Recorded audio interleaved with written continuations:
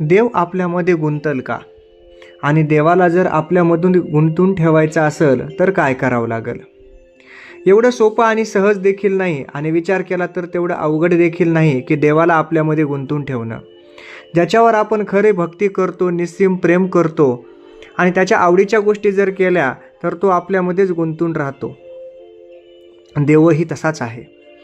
संत तुकाराम महाराज त्यांच्या अभंगामधून सांगतात की आपण जर त्याज्य गोष्टी म्हणजे ज्या गोष्टी करायच्या नाहीत त्या जर सोडून दिल्या, चांगलं राहिलो, तर देव देखील आपल्यामध्ये गुंततो आणि तोच अनुभव आपल्याला या मानव जन्मामध्ये येऊन घ्यायचा आहे.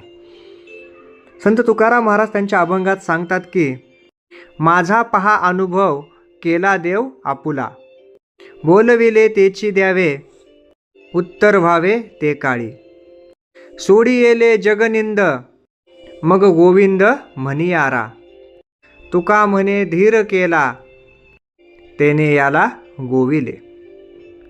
संत तुकाराम महाराज या अभंगामधून आपल्याला सांगतात की तुम्ही माझा अनुभव पहा, माझ्याकडं पहा की मी कशा प्रकारे देवाला आपलंसं केलेलं आहे.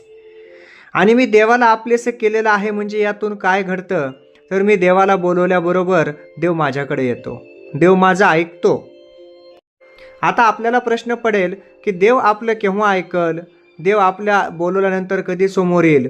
तर जेव्हा आपण जगनिंदा सोडून देऊ त्यावेळेस तो गोविंद देखील स्वतःला म्हणून घेणारा आपल्यासमोर हजर असतो, आपलं सर्वस्व ऐकत असतो.